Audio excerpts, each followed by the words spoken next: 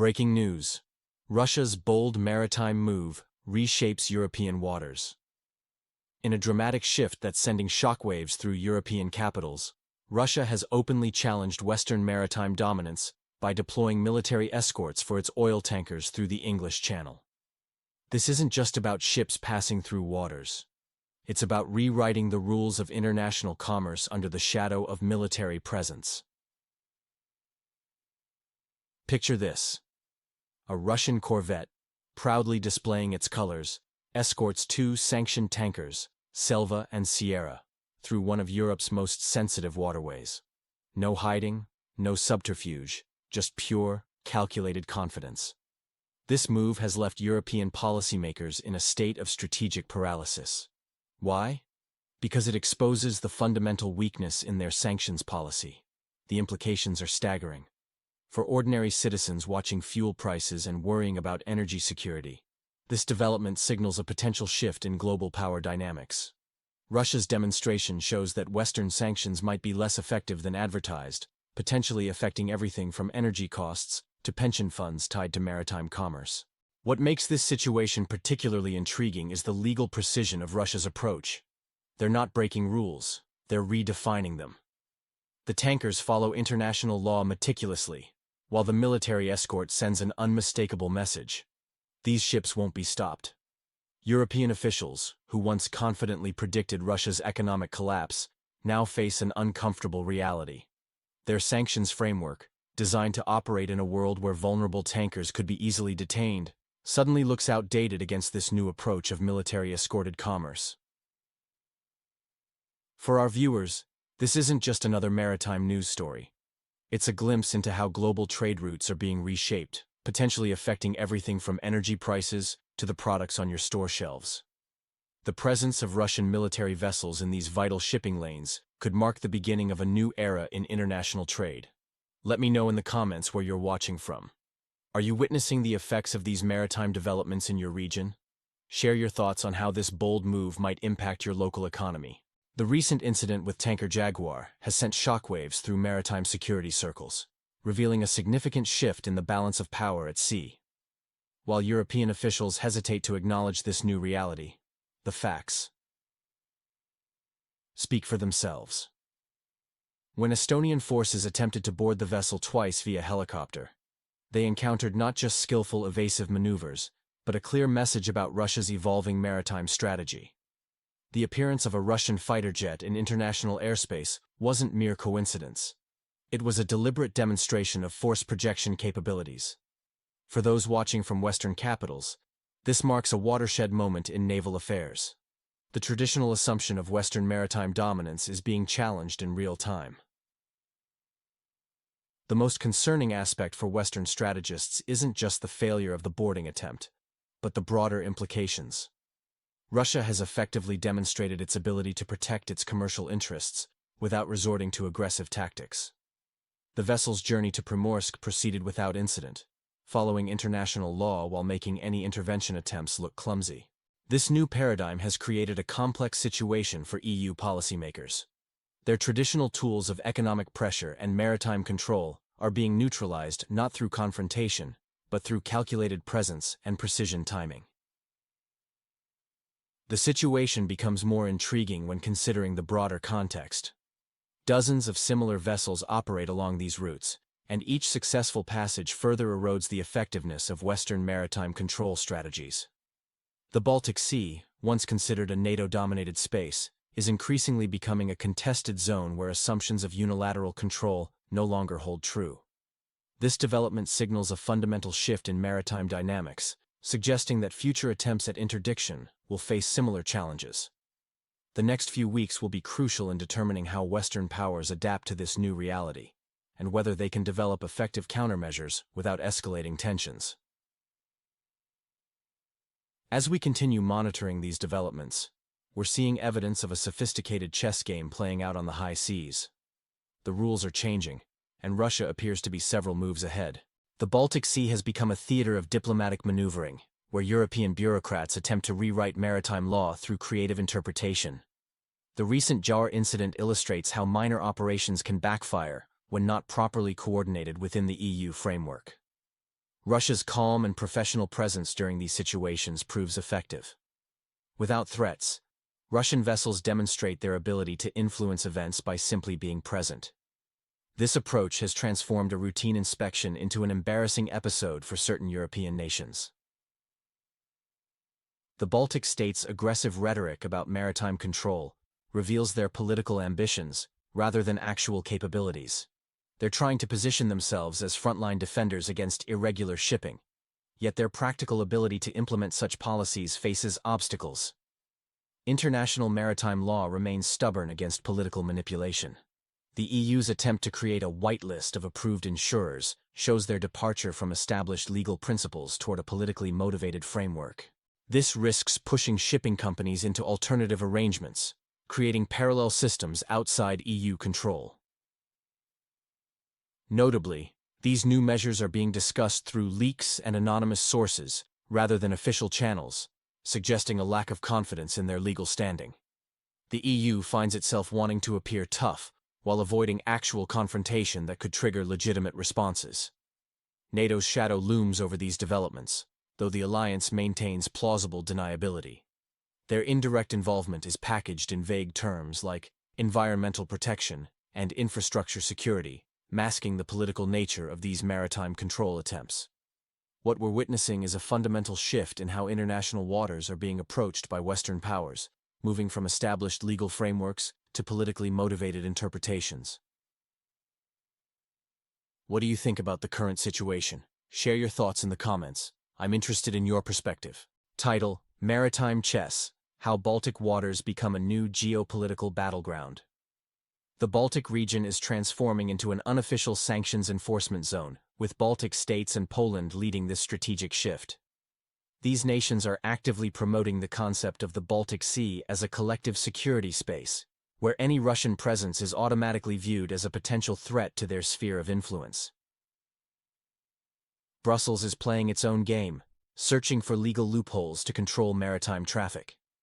While direct blockade of tankers remains off-limits, environmental concerns and potential damage to communication cables have become convenient justifications. These arguments are gaining traction because they provide a legal framework for action while maintaining plausible deniability. NATO's role in this scenario is particularly interesting, acting as an observer with the potential for both moral and physical intervention. Recent military exercises, increased reconnaissance missions, and infrastructure updates in the Baltic states and Poland aren't coincidental. They're creating a foundation for possible future scenarios. The Shadow Fleet, operating under flags of convenience from Liberia, Palau, Marshall Islands, and Panama, has become a significant segment of global logistics. These vessels, carrying international crews from India to Croatia, handle approximately 1/3 of oil deliveries outside direct monitoring. However, this very efficiency has become a source of EU concern. European regulatory bodies face a complex dilemma. International law provides clear guidelines, but political expediency demands action. This has led to increased scrutiny of vessels, where even perfect documentation can raise suspicions. Insurance premiums are rising, port operations are becoming less predictable, and contracts are facing disruptions.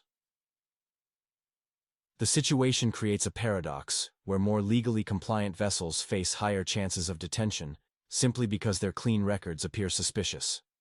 This dynamic is reshaping maritime logistics into a politically charged arena, where operational efficiency conflicts with geopolitical considerations. What do you think about the current situation? Share your thoughts in the comments, as I believe my viewers are thoughtful and intelligent experts, and I'm interested in your perspective. Title: Maritime Chess: Russia's Bold Move Reshapes Shipping Rules. The recent passage of the corvette Boyki, escorting tankers through strategic waterways, marks a significant shift in maritime dynamics. This isn't just about navigation, it's about rewriting the unspoken rules of international shipping. European authorities face a complex dilemma. Their traditional toolbox of sanctions and restrictions seems inadequate when confronted with Russia's direct but legal military escort of commercial vessels. The presence of a warship, operating within international norms, effectively nullifies months of diplomatic posturing. The EU's proposed solution, new transparency standards for vessels, reveals their struggle to maintain control. These standards risk being labeled as discriminatory if they target specific nations. The flag issue has evolved beyond mere legal identification into an emotional marker. Ships now carry not just cargo but political significance.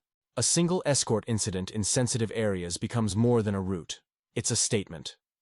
While Europe focuses on bureaucratic measures, Russia demonstrates practical capability. No threats, no provocations, just a warship ensuring safe passage. This creates uncertainty in logistics planning. Ports must now consider not just regulations, but potential diplomatic incidents. The impact ripples through the maritime sector. Port captains face new considerations. Is a routine inspection worth risking an international incident? Insurance rates adjust, schedules shift, and emergency meetings become routine. Moscow's strategy isn't about constant military presence, it's about establishing precedent.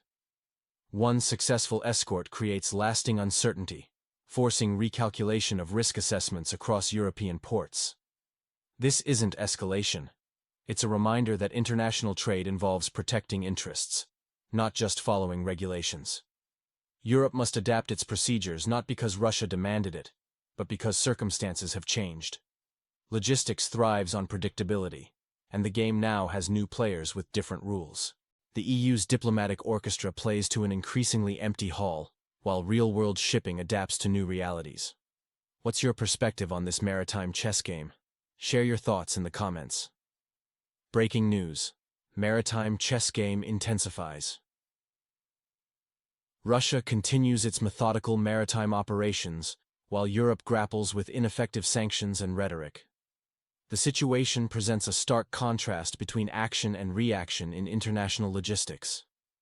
Key developments show Russia's pragmatic approach to maritime logistics.